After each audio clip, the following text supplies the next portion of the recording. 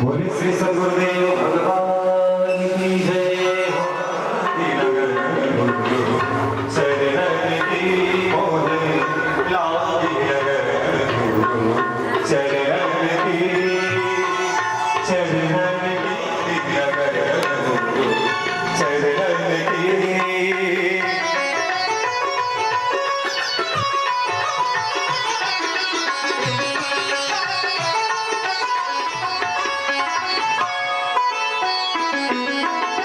शरण बिना मोहे कछु नहीं भावे। शरण बिना मोहे कछु नहीं भावे।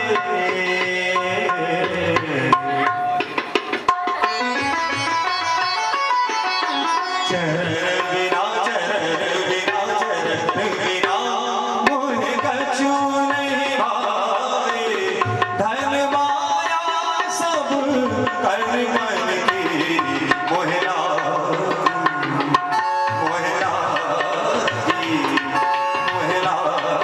लगर शरण की मोहे लागी लगर शरण की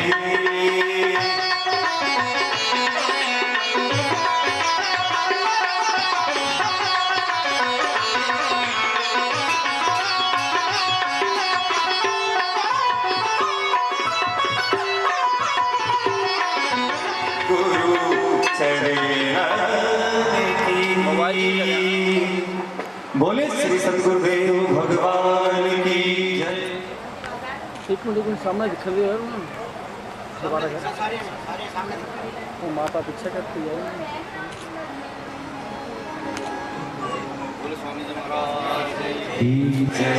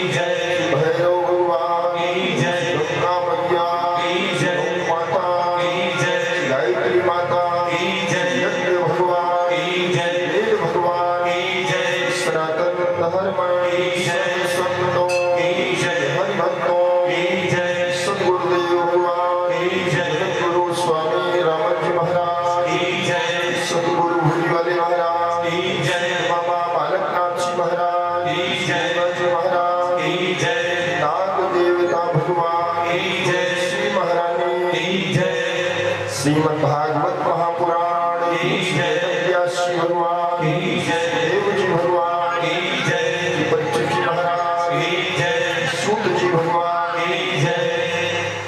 धर्म की जय हो। धर्म की जय हो।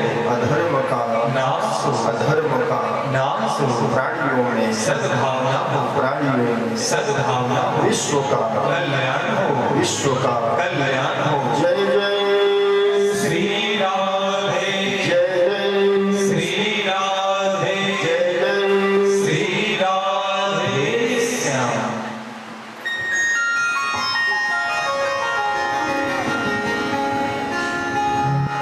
आइए शिव भगवान नाम का स्मरण। शरणं हरि शरणं हरि शरणं हरि शरणं हरि शरणं हरि शरणं हरि शरणं हरि शरणं हरि शरणं हरि शरणं हरि शरणं हरि शरणं हरि शरणं हरि शरणं हरि शरणं हरि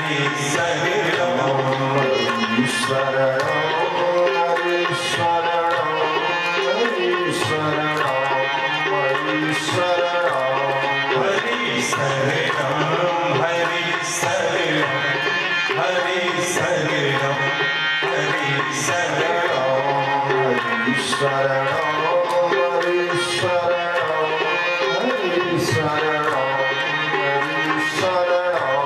हरि शरणम हरि शरणम हरि शरणम पुराण की जय सुखदेव जी भगवान की जय बच्चन जी महाराज की जय कृष्ण भगवान की जय महाराज की जय महादेव की जय।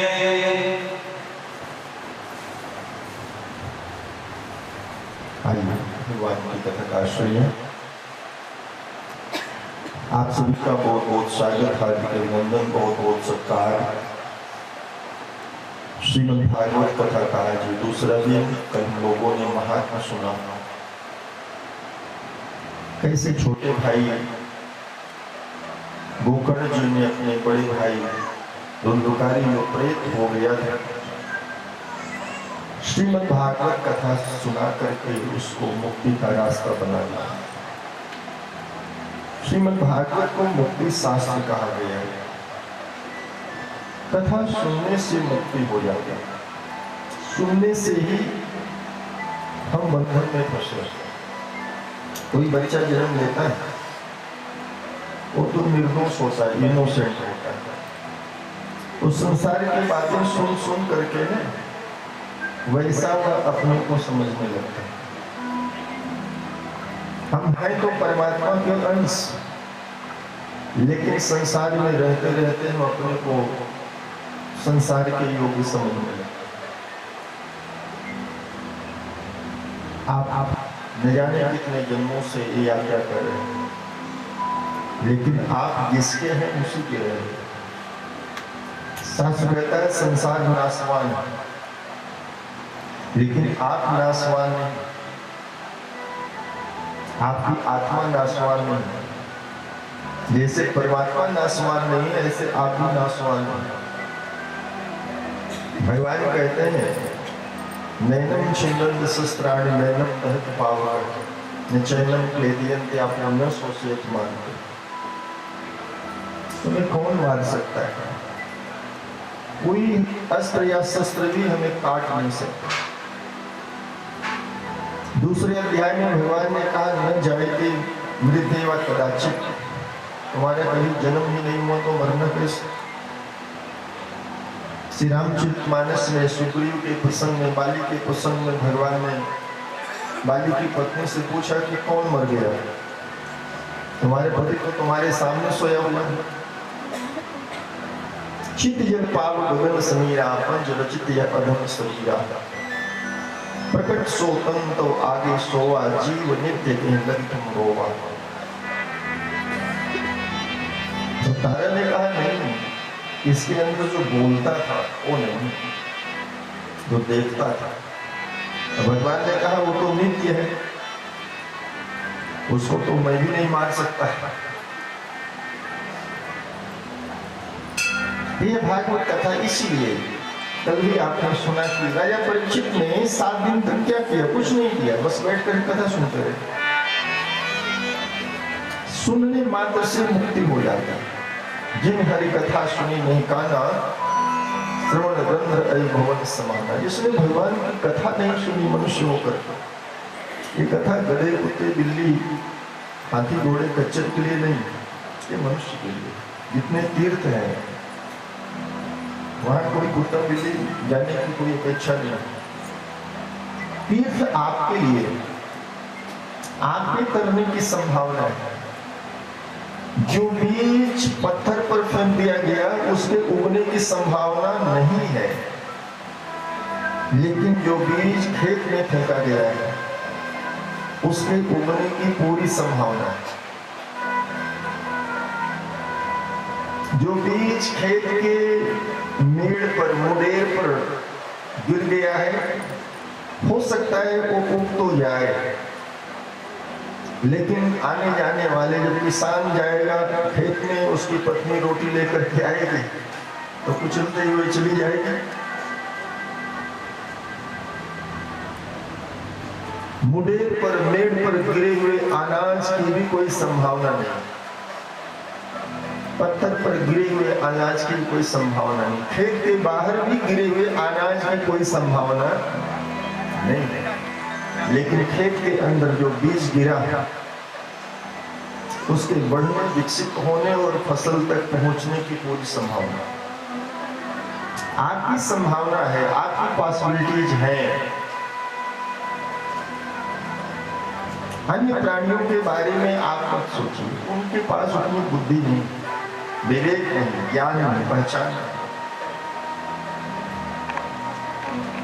पशु पंछी 2-3 महीने बाद पंछी अपने माँ बाप को छोड़ करके चले जाते। जो गौ माता नवजात अपने वत्स को, बछड़े को इतना स्नेह करती, बछड़े को धूल मिट्टी खून कीचड़ लगा होता है तब भी वो अपनी जीभ से चाट चाट करके साफ कर देती। वही बछड़ा जब 3 साल का हो जाता है तब भी क्या माँ को याद करता है? नहीं करता। लेकिन हम मनुष्य, हम अपनी कई पीढ़ियों तक याद करते हैं। कल नरेंद्र जी के दादाजी का नाम लिया गया, पिताश्री का नाम लिया गया, और इसके पहले की पीढ़ियां हम सबको पता होगा। हमारी स्मृति बहुत है। आगे आप कथा सुनेंगे, भरत जी जाति स्मरण। जाति स्मरण उसको कहते हैं जिसको अपने पूर्व जन्म का भी ज्ञान होता है कि पिछले जन्म में मैं क्या था। अन्य प्राणियों को उतना विवेक नहीं, ज्ञान नहीं, उनकी स्मृति भी नहीं। साल भर पहले कुत्ते को किसने रोटी डाली थी कुत्ता नहीं याद रखता, कुत्ता 5-6 महीने तक याद रखता है, बिल्ली 2-3 महीने तक याद रखता है। लेकिन हम मनुष्य हैं, हमें बहुत समय तक 80 साल पुरानी बात भी हमें याद रखता। तो कल हम सभी ने महात्म्य सुना, गोकर्ण जी ने अपने भाई को परम गति प्राप्त करा दी, धुंधकारी विमान में बैठ करके भगवान के धाम में गया, सारूप्य मुक्ति उसको मिली। आप भगवान की भक्ति करेंगे तो भगवान जैसे हो जाएंगे, सारूप्य मुक्ति भगवान जैसे हो जाएंगे, सामीप्य मुक्ति भगवान के निकट रहना, सालोक्य भगवान के धाम में रहना, सायुज्य भगवान जिनको अपने हृदय में रखते हैं। आप भगवान का नाम जपते हो, भगवान भी तमाम ऐसे भक्त हैं जिनका शरण भगवान करते। एक बार देवक नारद जी वैकुंठ में गए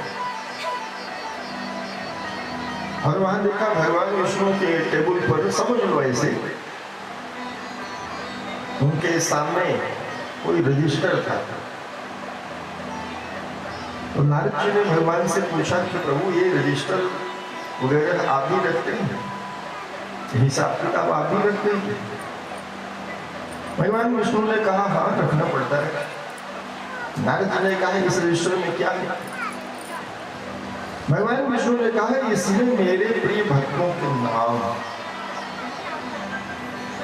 और मुझे ये सूची देख करके ना अच्छा लगता है। नारद जी ने कहा क्या मैं इसको देख सकता हूं? भगवान ने कहा देख लो, मुझे तो मेरे भक्त से कोई भेद नहीं है, जो मेरा है मेरे भक्त का। नारद जी ने देखा तो उसमें उनका पहले ही क्रम में नाम लिखा हुआ, पहला नाम उस रजिस्टर में जो लिखा था वो नारद जी का ही था। नारद जी बहुत खुश हुए, देखा दूसरा, तीसरा, चौथा, 5वां, 7वां, 8वां पन्ना खोला। नारद जी जिसको देखना चाहते थे वो नाम नहीं मिले उसमें। उसमें प्रहलाद जी का नाम नहीं था, ध्रुव जी का नाम नहीं था, हनुमान जी का नाम नहीं था, सभी का नाम नहीं था।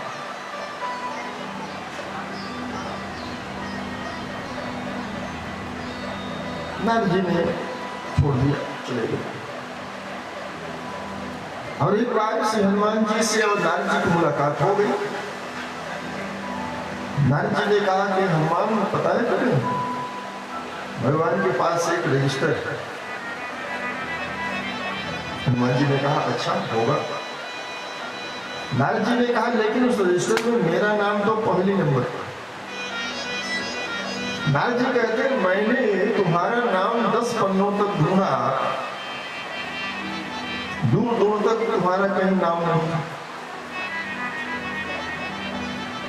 हनुमान जी ने कहा नहीं होगा, कोई बात नहीं।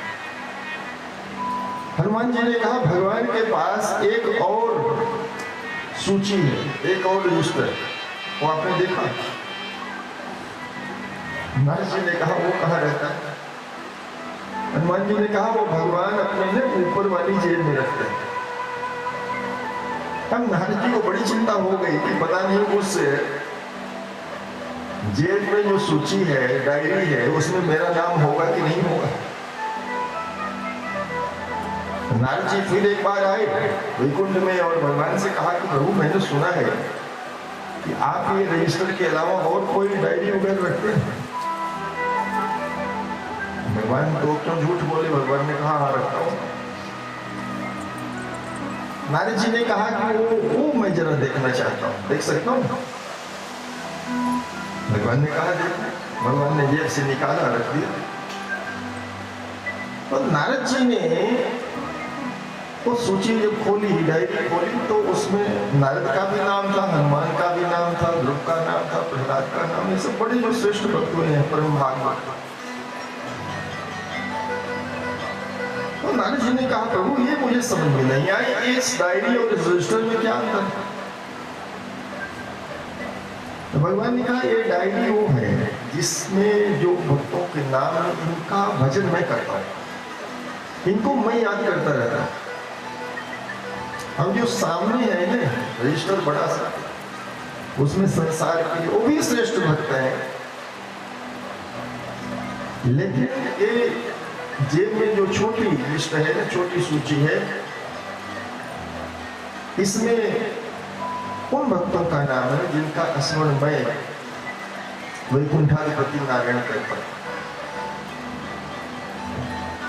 तो जिनका भजन भगवान करते हैं, जिनको भगवान याद करते हैं, वो सायुज्य मुक्ति के अधिकारी हैं। परमात्मा जिनको याद करता हो वो कितने भाग्यशाली लोग हैं। इसीलिए ये कथाएं महत्वपूर्ण है। आइए कथा में आगे बढ़े। श्रीमद् भागवत कथा वहां से प्रारंभ होती है जब महाभारत की युद्ध का अंत हो गया। हम लोग जानते हैं आपके दूर नहीं है, कुरुक्षेत्र, अंबाला से आगे कुरुक्षेत्र हरियाणा का एक जिला है। ये बड़ा सुंदर नाम है। देखो हरि, हरि शब्द का बड़ा महत्व। एक संत लिखते हैं हरि आए हरियाणे में, हरियाणा में हरि आए, इसीलिए उसका नाम हरियाणा। हिंदुस्तान की सबसे जो वर्ल्ड लेवल की लड़ाई हुई है, लड़ाइयां हुई हो हरियाणा में। पानीपत की पहली लड़ाई, पानीपत की दूसरी लड़ाई, पानीपत की तीसरी लड़ाई 1761 में अहमद शाह अब्दाली और मराठों के बीच में, और उससे पहले महाभारत का युद्ध हुआ। तो 60 किलोमीटर लंबा मैदान होता था जहां 18 अक्षौहिणी सेना खड़ी हो गई। आज का कुरुक्षेत्र नहीं, आज का वृंदावन नहीं, आज की मथुरा नहीं, आज की अयोध्या नहीं। ये कथाएं उस समय की हैं जब इन स्थानों का बड़ा महत्व होता था।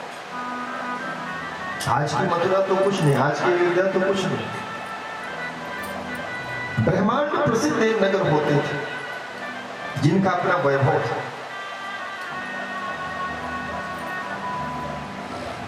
18 दिन का युद्ध हुआ था। और इसी क्रम में भगवान ने अर्जुन को ज्ञान का उपदेश किया। ये परमात्मा ही कर सकता है। लड़ाई के मैदान में परमात्मा ज्ञान दे रहा है। जब भेरी बच चुकी है, संकट ध्वनि हो चुकी है, एक दूसरे पर सब टूटने वाले, उस समय जिसके कंधे पर पांडव पक्ष का भार जिसके कंधे पर है, वो अर्जुन ने कहा मैं युद्ध नहीं करूं, क्योंकि ये सब हमारे अपने हैं, हमारे सगे, हमारे संबंधी हैं। कोई हमारा चाचा है, ताया है, कोई नाना है, कोई मामा है, कोई साला है, कोई जीजा है। उस पूरी सेना में किसी ने नहीं कहा कि मैं युद्ध नहीं करूंगा। यहां तक कि धर्मराज ने भी कहा कि नहीं कहा कि मैं युद्ध नहीं करूंगा। लेकिन उस एक व्यक्ति ने कहा, अर्जुन ने कहा मैं युद्ध नहीं करूंगा। ये केशव हमारे अपने हैं और इन अपने लोगों को मार करके मैं हड्डियों के ढेर पर उस सिंहासन पर मैं नहीं बैठूं।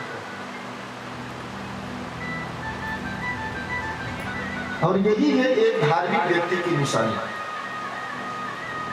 आप सोचो, उस महाभारत के युद्ध में किसी ने नहीं कहा, लेकिन अर्जुन का दिल, आने वाला जो भविष्य है, आने वाला जो समय है, इसका रिजल्ट क्या होगा, इसका परिणाम क्या होगा,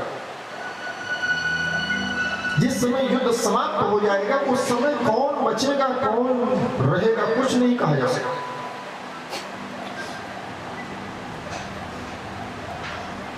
और इसीलिए कोई कार्य करने से पहले परिणाम को भी सोच लेना चाहिए। तब भगवान ने अर्जुन के सारे संशय मिटा दिए। 18 दिन का युद्ध हुआ।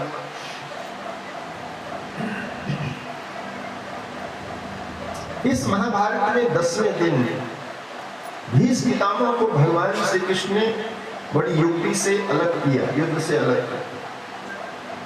क्योंकि भीष्म पितामह के रहते 18 दिन के युद्ध में 10 दिन तक सेनापति केवल भीष्म पितामह था।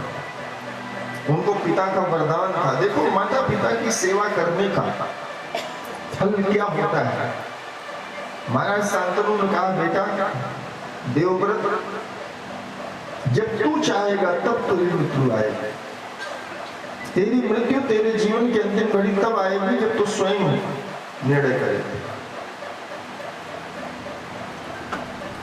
एक व्यक्ति ने कहा कि महाराज, हमारी माता हरिद्वार में रहती है और वहां जिस वृद्ध आश्रम में रहती थी वहां से सूचना आई कि तुम्हारी माता की मृत्यु हो गई। तो पूछा कि कितने दिन हुए मृत्यु के। वो जानना चाहता था कि क्या हमें सूतक लगा हुआ है या कितने दिन का है माता जी की मृत्यु। तो वहां हरिद्वार में तो उसने बताया कि 15 दिन हो गए माता का शरीर छोड़े और वृद्ध आश्रम वालों ने सूचना देर से भेजी, इसलिए देर से पता चला। 15 दिन हो गए हैं। तो क्या अभी हमारे परिवार पर उसका सूतक है? ये सूतक कब खत्म होगा? तो उसका उत्तर यह है कि ऐसे व्यक्ति के ऊपर से सूतक कभी नहीं खत्म होता। जिसके माँ बाप वृद्ध आश्रम में रहते हैं उसका सूतक खत्म होगा। कैसे खत्म होगा? इसलिए माँ बाप को घर से निकाल दिया, निकलने को विवश कर दिया। अब वो परंपरा के अनुसार पूछे कि हमारे ऊपर सूतक कब तक है? तुम्हारे ऊपर तो तब तक सूतक है जब तक तुम जिंदा हो। भीष्म ने अपने सुख का त्याग कर दिया अपने पिता के लिए। भीष्म ने कहा, मैं विवाह नहीं करूं। पूरी दुनिया के इतिहास में एक अनोखा प्रसंग था जब बेटा अपने रथ पर अपनी होने वाली मां को बिठा कर खुद ही लाता है। सत्यवती का विवाह राजा शांतनु के साथ। भीष्म गंगा पुत्र हैं। राजा शांतनु की जो पहली पत्नी थी गंगा, भीष्म को हटाना बड़ा मुश्किल काम था, लेकिन भगवान ने किया। द्रोणाचार्य का इस महाभारत के युद्ध में सिर काट लिया गया था। दानवीर कर्ण, ऐसे दोपहर का समय था, 16वें दिन अर्जुन ने अपने बाणों से कर्ण का शरीर तार तार कर दिया। अच्छे अच्छे लोग, कोई गुरु था, कोई दानी था, कोई बहुत धर्मात्मा था, कोई महाभारत के युद्ध में बचा नहीं। जिन्होंने भी अधर्म का पक्ष लिया सब मारे गए, और अधर्म का पक्ष लेकर के उनका नेतृत्व कौन कर रहा था? दुर्योधन। दुर्योधन के पक्ष में जितने भी खड़े थे सब मारे। हाँ, एक व्यक्ति बच गया था, उनका नाम था कृपाचार्य। कृपाचार्य इनके आचार्य थे। प्रसंग ऐसा है कि जिस समय राजकुमारी महारानी द्रौपदी का अपमान हुआ, युधिष्ठिर ने जुआ खेला। भाई, जुआ खेलना तो अच्छी बात है, लेकिन धर्मराज, जो धर्मराज के नाम से प्रसिद्ध है, वो जुआ खेला है। और जुए में क्या किया कि युधिष्ठिर ने अपनी धर्मपत्नी को दांव पर लगा दिया। अब देखो,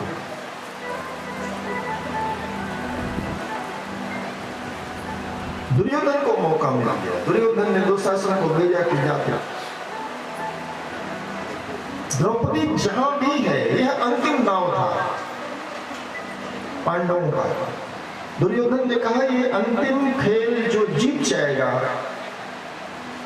पांडवों को लालच दिया कि तुम जितना सब हारे हो तुम्हें वापस कर दो, लेकिन अगर ये तुम हार गए तो 12 वर्ष का वनवास और 1 वर्ष का अज्ञातवास। दुर्योधन की सोच यह थी कि इन पांडवों को सारा जीवन हम जंगल में कटा देंगे।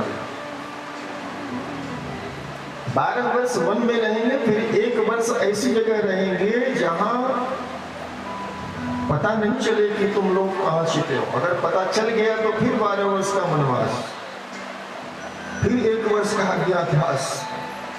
दुर्योधन की सोच यह थी कि साल भर में अज्ञातवास के पीरियड में हम पता ही लगा लेंगे कि पांडव कहां छिपे, और पांडवों को सारी जिंदगी जंगल में कटा देंगे। दांव पर लगा दिया द्रौपदी को, और हारना ही था। दुर्योधन ने आज्ञा दी, पहले तो 2 सिपाही भेजे और कहा कि जा, अबे 5 पांडव द्रौपदी हमारे गुलाम। पांडव तो पहले ही गुलाम बन चुके थे, दास बन चुके थे। शकुनी और दुर्योधन ने कहा कि जाओ, द्रौपदी जहां है उसको पकड़ करके लाओ। सिपाही लोग गए, द्रौपदी को नमस्कार किया और कहा, देवी जी आपको सभा में बुलाया जाए। महारानी द्रौपदी ने कहा, मैं इस समय वहां नहीं जा सकती। वापस कर दिया सिपाहियों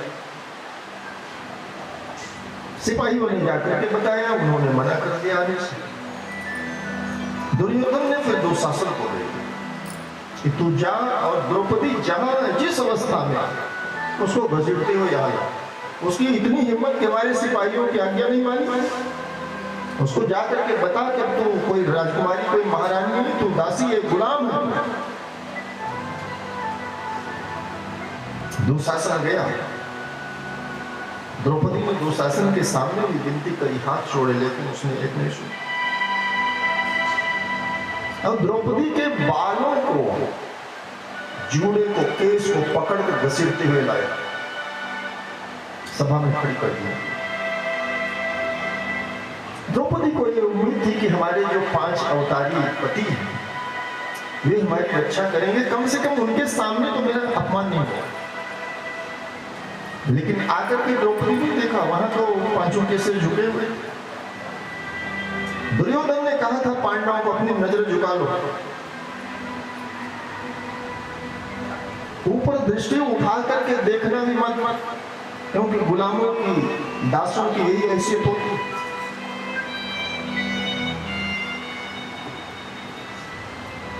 लेकिन उस समय भीम के अंदर उत्तेजना आई। भीम खड़े हो गए। भीम ने कहा कि आपकी दुशासन, जिस हाथ से तुमने द्रौपदी के केस पकड़े हैं, मैं तेरी उस भुजा को फाड़ लूंगा, और अगर मुझे समय मिला तो मैं तेरी छाती का खून पी लूंगा। दुर्योधन ने अपनी बाई जंघा को थपथपाया और कहा कि तू देर क्यों कर रहा है, द्रौपदी के वस्त्र हटा करके मेरी जंघा पर बिठा। द्रौपदी उस समय सबकी ओर देखने लगी। वहां सभा में जो भी लोग जिम्मेदार बैठे, देश चलाने वाले, कानून धर्म को जानने वाले, सबकी ओर द्रौपदी ने देखा। कोई दाहिने देखने लगा, कोई बाएं, कोई ऊपर देखने लगा, कोई नीचे, कोई आंखें बंद करके बैठ गए। संकट में पड़ी हुई उस द्रौपदी की ओर किसी ने नहीं देखा। लेकिन उसी सभा में एक आचार्य बैठा है जिसका नाम है कृपाचार्य। कृपाचार्य ने दाएं बाएं नहीं देखा, ऊपर नीचे नहीं देखा, द्रौपदी की आंख में आंख डाल करके द्रौपदी जो सवाल कर रही थी, कृपाचार्य से भी सवाल किया कि यही है तुम्हारे शिष्य प्रशिष्य, यही आपने इनको शिक्षा दीक्षा दी है, यही इनके आचार विचार है। जिस सभा में कोई भी स्त्री नहीं है, सब मर्द ही बैठे हैं, वहां एक स्त्री का अपमान हो रहा है। तो कृपाचार्य की एक सीमा थी। कृपाचार्य ऐसे समझो आचार्य है, वो सरकार के सलाहकार है। कोई मुख्यमंत्री प्रधानमंत्री अपने सलाहकार रखते, सचिव रखते, और सलाहकार की बात मानना और सरकार के लिए जरूरी नहीं होता। सलाह मांगी जाती है, मांगने पर ही सलाह दी जाती है।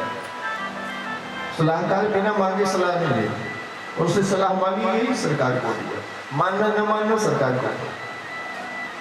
तो कृपाचार्य के अधिकार वहां सीमित, वो कुछ बोल नहीं सकते।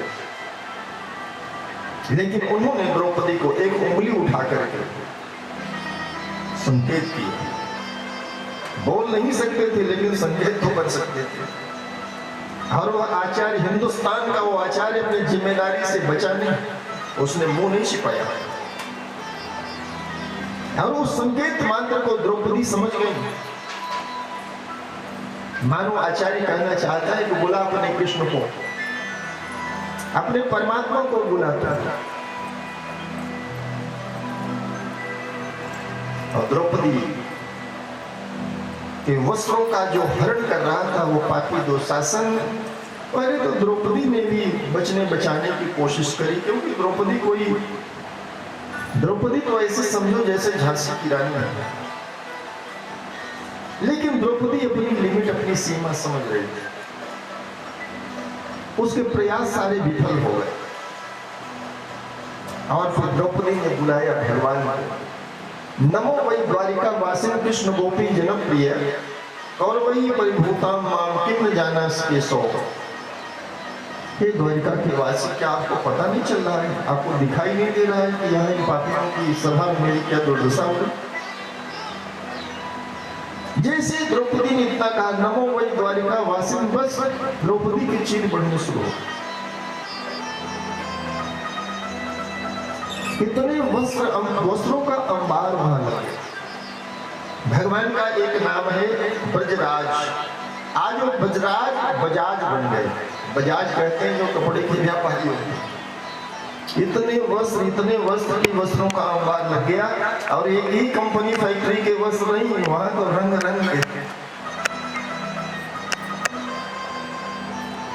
द्रौपदी की जान में जान आई। द्रौपदी का अंग भगवान ने उभरने नहीं दिया। और जब वहां वस्त्रों का ढेर लग गया, भगवान का मन इतने से भी नहीं भरा, तो भगवान ने फिर अपने पीताम्बरी भेज दी। किसी को शक न हो, संदेह न हो कि द्रौपदी की सहायता कौन कर रहा है। राम जी की तरह भगवान श्री कृष्ण मर्यादा को उतना श्रेय नहीं देते। भगवान कह देते, राम जी छिपाते, मैं भगवान नहीं हूं। सूचना को अश्वत्थामा जाता। इसीलिए पांडवों से तो बदला नहीं ले सका। लेकिन उत्तरा के ऊपर ब्रह्मास्त्र का प्रयोग करके पांडवों से बदला लेना चाहता है कि इस ब्रह्मास्त्र का सामना उत्तरा नहीं कर सकेगा और उत्तरा के गर्भ में जो संतान है वो भी मरेगी, उत्तरा भी मरेगी और परिणाम यह होगा कि पांडवों का कुल खानदान समाप्त हो जाएगा। जैसे भगवान श्री कृष्ण रथ में बैठने वाले थे, उत्तरा के ऊपर अश्वत्थामा ने ब्रह्मास्त्र का प्रयोग किया। इस पूरे महाभारत के युद्ध में एक नियम था कि कोई स्त्री के ऊपर हाथ नहीं उठाएगा, चाहे उसकी कितनी बड़ी गलती हो। कोई स्त्री सामने आ जाएगी तो हम हथियार डाल देंगे, हम उसको माफ कर देंगे, हम उसको क्षमा कर देंगे। लेकिन इस अश्वत्थामा ने इस नियम का भी उल्लंघन किया। एक स्त्री के ऊपर जिसकी कोई गलती नहीं है, पांडवों से बदला लेने के लिए स्त्री को हथियार बनाया और उत्तरा ने देख लिया। अभिमन्यु तो महाभारत के युद्ध में पहले मारे जा चुके। उत्तरा दौड़ती रोती बिलखती भगवान श्री कृष्ण के चरणों में, जो भगवान श्री कृष्ण रथ में बैठने वाले हैं, वो आकर के लिपट गए। उत्तरा ने कहा, पाई पाई महायोगिन देव देव जगतपति है, जगतपति है, जगत के नियंता, आप मेरी रक्षा करें। उत्तरा ने कहा, चाहे मैं मर जाऊं लेकिन मेरे गर्भस्थ, मेरे पेट में अवस्थित बालक की आप रक्षा करें। कई बार डॉक्टर कहता है या तो माँ को बचा लो या तो बच्चे को बचा लो। उत्तरा ने कहा, चाहे मैं मर जाऊंगा लेकिन पांडवों का जो वंश वृक्ष है, जो मेरे पेट में उदर में पल रहा है, हे नाथ आप उसकी रक्षा कर लो। भगवान रथ से कूद गए और उत्तरा के शरीर को अपने दिव्य तेज से भगवान ने ढक लिया। ब्रह्मास्त्र को भगवान ने निष्फल कर दिया। अश्वत्थामा ने 5 बाण पांडवों को मारने के लिए भी छोड़ा था, भगवान ने उसको भी निष्फल किया। भगवान ने सारथी से कहा, रुक जाओ, कुछ दिन के बाद चले। भगवान ने सोचा कि युधिष्ठिर का राज्याभिषेक करा दें, हमें जब रुकना ही है। युधिष्ठिर ने कहा, मैं इस हस्तिनापुर के सिंहासन पर नहीं बैठूं। युधिष्ठिर ने कहा, हमें वो महाभारत के भयानक दृश्य याद आते हैं जहां खून की नदियां बह गई, इतना रक्तपात हुआ, उस सिंहासन पर मैं कैसे बैठूं। अब यहां समस्या क्यों खड़ी हो गई? कई परिवार में जुड़वा संतानें होती हैं, तो जुड़वा संतानें जो होती हैं, उन दोनों बच्चों को, जो ट्विंस पैदा होते हैं, तो दोनों की जन्म के समय में सिर्फ 5, 7, 10 मिनट का फर्क होता है, लेकिन उसमें भी निर्णय होता है कि यह बेटा बड़ा है, यह छोटा है। तो जिस समय महाभारत का युद्ध हुआ, उस समय भगवान श्री कृष्ण की आयु 89 साल की, 89, और उस समय युधिष्ठिर की आयु 91 साल की थी, 91।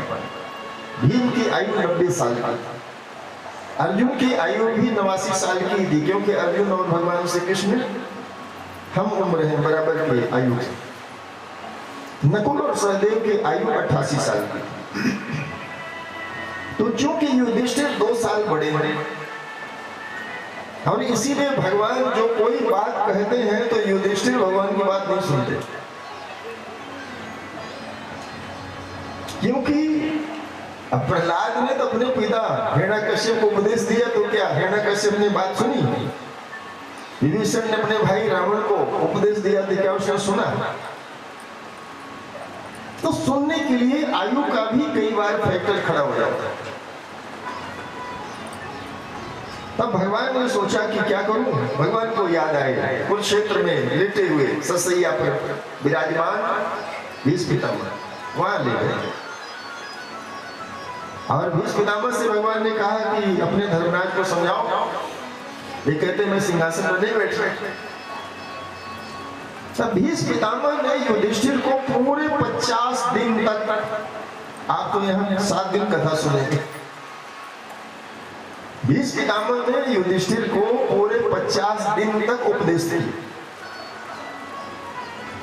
और फिर 58 दिन के बाद उन्होंने अपना शरीर छोड़ा। महाभारत के युद्ध में 10वें दिन सतसैया पर गिर गए थे। 50 दिन लगभग 58-59 दिन सतसैया पर हो रहे। फिर पांडवों को उपदेश करने के बाद भीष्म ने भगवान से कहा कि प्रभु अब मैं परम धाम को जाना चाहता हूँ। भगवान ने उनकी इच्छा को पूरा किया। पांडवों को लेकर के हस्तिनापुर भगवान आए, इंद्रप्रस्थ आए और पांडवों को फिर राज सत्ता मिली। भगवान फिर दोबारा से द्वारिका जाना चाहे। उस समय माता कुंती ने भगवान को कहा कि हे देव, माता कुंती भगवान को भगवान मानती थी। माता कौशल्या भगवान श्री राम को भगवान ही मानती थी। भगवान के कई ऐसे अवतार हुए हैं जिसमें जिस किसी के यहाँ भगवान पुत्र बने उन्होंने भगवान को भगवान करके माना। माता कुंती ने कहा कृष्ण, अब मेरे बेटों को राज मिल गया, हम लोगों की जिंदगी से सारे दुख खत्म हो गए और इसीलिए तुम कहते हो कि बुआ मैं द्वारिका जाऊंगा। इतने दिन तक तुम्हें द्वारिका याद नहीं है। भगवान श्री कृष्ण अधिकतम समय इन पांडवों के साथ रहे। माता कुंती ने कहा कि हम सबके जीवन में सुख आ गया है। मेरी समझ ऐसी है कि तुम सुख के साथी नहीं हो, तुम दुख के साथी हो। इसलिए मैं आपसे मांग करती हूं, इस मेरी झोली में, मेरे आंचल में दुख हमेशा भरे रहे। दुख कभी मेरा पीछे छोड़े नहीं। एक दुख जावे 10 नए आ जाओ,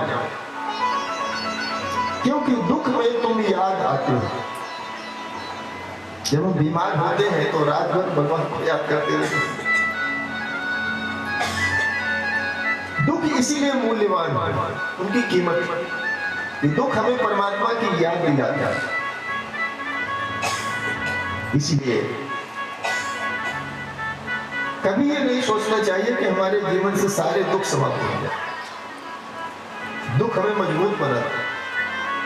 कोई माँ अगर ये सोचे कि मैं अपने बच्चे को हमेशा गोद में रखना, उसको मिट्टी नहीं लगने देना, घुटने के बल नहीं चलने देना, हमेशा बेड पर रखना, झूले में रखना, गोद में रखना, तो उस बच्चे की माँ नहीं है, उसकी दुश्मन है। बच्चा जब तक घुटने के बल नहीं चलेगा, 10-20 बार दिन में 100 बार गिरेगा नहीं, उसके हाथ पैर मजबूत नहीं हो। आपके हिसाब से अगर मौसम परमात्मा चलाएगा तो आपके खेत में एक भी अनाज में दाने नहीं आएंगे। कभी धूप, कभी छाया, कभी बारिश, कभी सर्दी, कभी गर्मी, ये तभी अच्छी फसल होती। क्योंकि मुश्किल की घड़ी में हर जीव में, हर प्राणी में, चाहे वनस्पति हो चाहे जीव जंतु हो, उनमें संघर्ष करते हुए एक बल, एक ऊर्जा का प्रकट हो। भगवान श्री कृष्ण ने बुआ को ज्ञान दे करके भगवान द्वारिका गए। आइए जरा भगवान का स्मरण करें। बोलिए सच्चिदानंद भगवान की जय, द्वारिकाधीश भगवान की जय।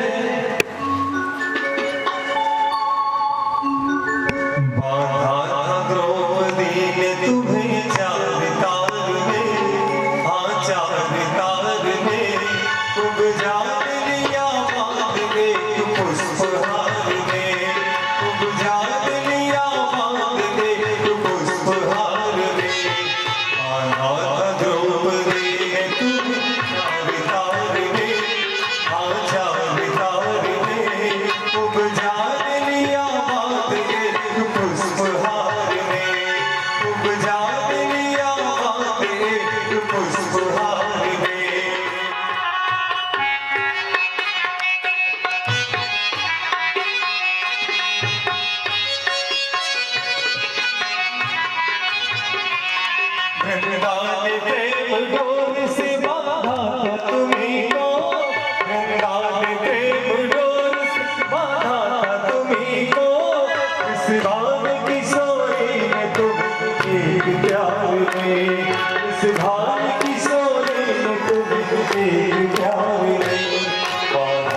द्रौपदी ने तुम्हें चार तार में, हाँ चार तार में उपजा लिया बांध के पुष्पहार में, उपजा लिया बांध के पुष्पहार में।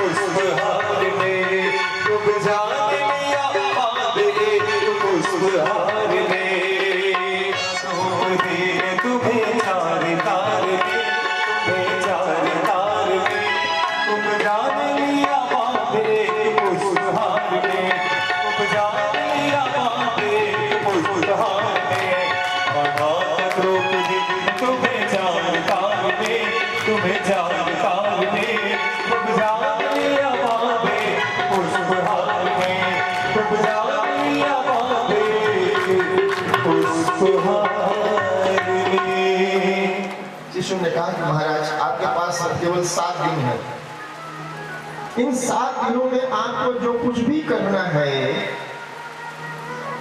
वो आप करिए। आपकी जिंदगी के जो काम बचे रह गए आप पूरा करें।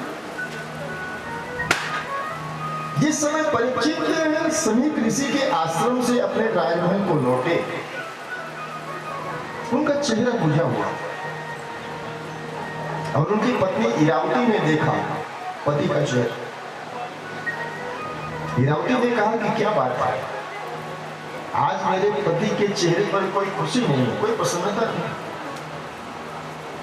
मैं जानती हूं कि मेरा पति कोई जुआरी नहीं, मेरा पति कोई शराबी नहीं, मेरा पति कोई चरित्रहीन व्यक्ति नहीं कि आपने किसी स्त्री का अनादर कर दिया हो, असम्मान कर दिया हो। तो और क्या कारण है कि मेरे महाराज के चेहरे पर खुशी नहीं? परीक्षित ने कहा एक चौथी गलती हो गई, मैंने एक संत के गले में मरा हुआ सांप डाल दिया। इधर समीप ऋषि के शिष्यों ने तो सारी बात बताई और कहा कि महाराज आपको श्राप दिया जा चुका है, आज के 7वें दिन आपको सर्पदंश का मृत्यु हो जाए। परीक्षित ने कहा वो संत धन्य है, वो चाहते तो हमें ये भी श्राप दे सकते थे कि तेरी अभी मृत्यु हो जाए, तक्षक तेरे को अभी डसे और अभी तेरी मृत्यु हो जाए। लेकिन देखो श्राप भी देते समय उन्होंने मेरा कितना ख्याल रखा, मुझे 7 दिन का समय दे दिया। इसका मतलब ये है कि 7 दिन से पहले मेरी मृत्यु नहीं हो सकती। जो पहले ही मृत्यु हो जाएगी तो फिर तक्षक क्या डसेगा। 7 दिन से पहले दुनिया की कोई ताकत मुझे मार नहीं सकते। परीक्षित ने उसी समय अपना राजपाट छोड़ दिया। राजपाट कौन करेगा? सामने मौत खड़ी है। और ये परीक्षित अपना राज छोड़ करके गंगा के किनारे आ गया। उत्तर प्रदेश में मुजफ्फरनगर जिले में वो स्थान है सुखताल, जहां भगवान सुखदेव ने परीक्षित को कथा सुनाई। आज भी वो बट वृक्ष है वहां जहां ये श्रीमद् भागवत कथा होती है, उसको सुखताल बोलते हैं। परीक्षित आ गए और परीक्षित आए तो बहुत बड़े बड़े संत आए। ब्रह्मा जी के पुत्र वशिष्ठ आए, वशिष्ठ के पुत्र शक्ति ऋषि नहीं, उनके पुत्र पराशर आए, पराशर के पुत्र वेद व्यास जी वहां है, देवर्ष नारद है, दुर्वासा है, कपिल है, च्यवन है, अत्रि है, अंगिरा है। बहुत दुर्लभ कोटि के ब्रह्मज्ञानी संत वहां बैठे।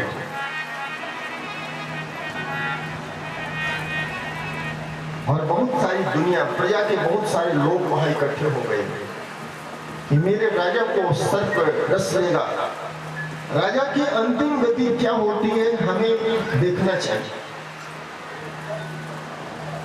किसी ने संतों से कहा कि भाई यहां तुम लोग कब तक बैठे रहोगे? देखो, हम लोग भी तमाम रिश्तेदारों के यहाँ जाते हैं। पता चला कि हमारा फलाना रिश्तेदार पीजीआई चंडीगढ़ गए थे, दिल्ली एम्स गए थे, और डॉक्टरों ने जवाब दिया।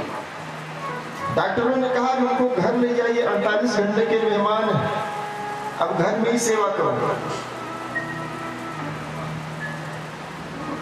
किसी को पता चला कि फलाने के पिताजी की ऐसी बात, वो भी देखने के लिए जाता है।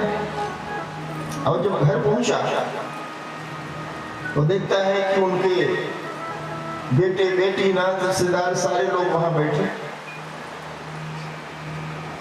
और सारे लोगों को पता हो गया कि वे व्यक्ति 48 घंटे का मेहमान है, 2 दिन का मेहमान।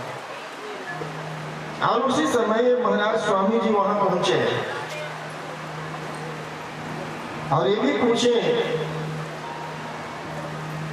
उनके लड़के से कि बताओ पिताजी का क्या समाचार है। तो भी कहेगा कि पिताजी को डॉक्टरों ने कहा 48-50 घंटे के मेहमान।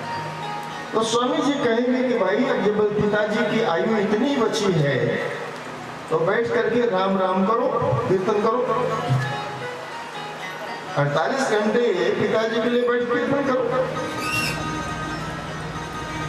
तो आप क्या समझते हैं कि स्वामी जी के कहने से वहां सारे लोग कीर्तन करने लग जाएंगे?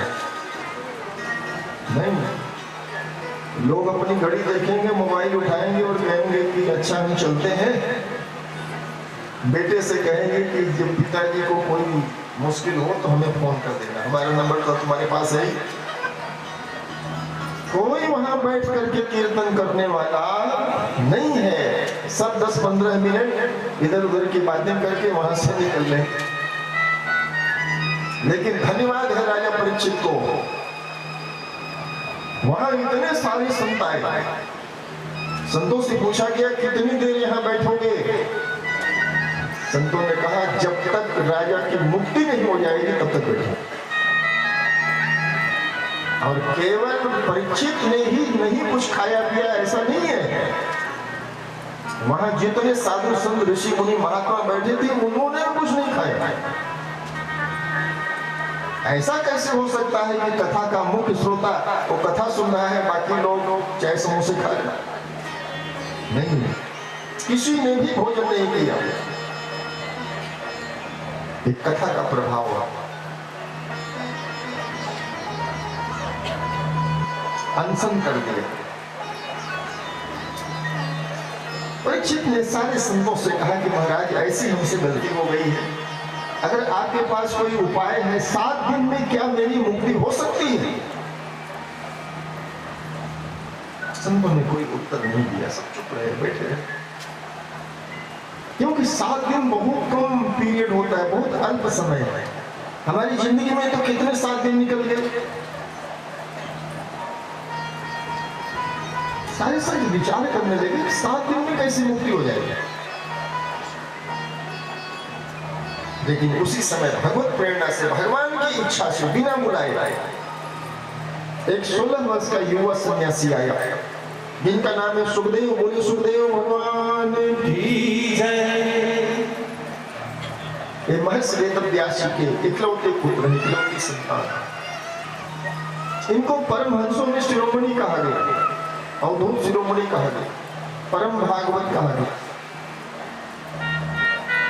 16 वर्ष के सुखदेव जी, जिस समय सुखदेव जी परीक्षित की सभा में आ रहे थे, उस समय रास्ते में लोग अपमान कर रहे थे। बच्चे जाकर के उनको चिढ़ा रहे थे, टीचिंग कर रहे थे, लोग गालियां दे रहे थे सुखदेव जी। लेकिन सुखदेव जी कुछ नहीं बोले, उनकी ओर उनका ध्यान नहीं। आप देखते हैं हाथी जा रही होती, कुत्ते भौंक रहे होते। अब हाथी ने कुत्तों का क्या बिगाड़ा है, लेकिन कुत्तों का स्वभाव। सुखदेव जी जब आए और परीक्षित की सभा में सुखदेव जी के पहुंचते ही सारे लोग खड़े हो गए, तो सुखदेव जी को चिढ़ाने वाले, गाली देने वाले सब दुम दबा करके दूरी से भाग गए। परीक्षित ने एक आसन छोड़ रखा था कि जो कोई संत हमें ज्ञान देंगे, हमारे कल्याण की बात बताएंगे, तो आकर के बैठ सकते। सुखदेव जी को कहना भी नहीं पड़ा, वो आकर के खुद ही बैठ गए। फिर संतों ने संकेत किया कि ये सुखदेव जी आ गए हैं, परीक्षित ये तुम्हारे कल्याण की बात बताए। परीक्षित ने भगवान सुखदेव से प्रश्न किया कि क्या 7 दिन में हमारी मृत्यु हो जाएगी? ये बात कहते हुए परीक्षित की आंखों में आंसू आ गए। हमें ध्यान रखना चाहिए कि परीक्षित ऐसे हैं, संसार के लोगों को तो जन्म लेने के बाद भगवान का दर्शन होता है, परीक्षित को मां के पेट में ही दर्शन हो गया था भगवान का। क्योंकि उत्तरा के गर्भ में भगवान ने यही परीक्षित को बचाया। और आज जब परीक्षित की अंतिम घड़ी है, तो मानो सुखदेव बन करके भगवान स्वयं उनको बचाने के लिए आए। क्योंकि सुखदेव जी किसी के बुलाने पर नहीं आते कहीं, वे अपनी मर्जी से चलते हैं, अपनी मर्जी से उठते हैं, बैठते हैं। परीक्षित ने पूछा कि हमारे पास तो बहुत थोड़ा सा समय, क्या 7 दिन में मुक्ति हो जाएगी? सुखदेव जी ने कहा कि राजा परीक्षित, 7 दिन बहुत हो गए।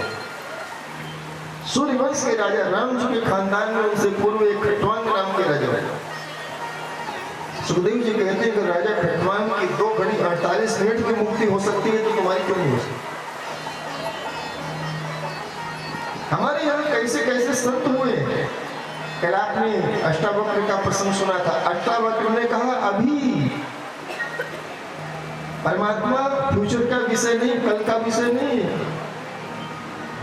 परमात्मा अभी इंस्टेंट। मैंने पहले भी कहा, जैसे हवाएं आपको छू रही हैं, ऐसे परमात्मा हमेशा आपको टच कर रहा है।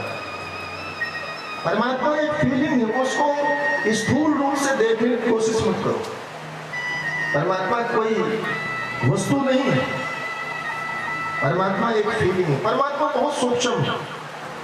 यहाँ आप जितने लोग बैठे हैं, सबके पास मोबाइल होगा, और आपका किसी भी कंपनी का नेटवर्क हो, सारे नेटवर्क यहाँ इस समय हाल में पंडाल में काम कर रहे हैं, लेकिन वो दिख नहीं रहे। दुनिया के जितने टीवी चैनल हैं, वो सबकी तरंगे यहाँ है।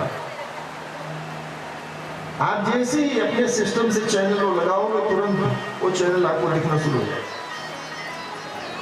आप ये नहीं कह सकते कि हमें तो कुछ नहीं दिख रहा है। आपके नहीं दिखने से क्या होता है? साइंस फेल हो जाएगा।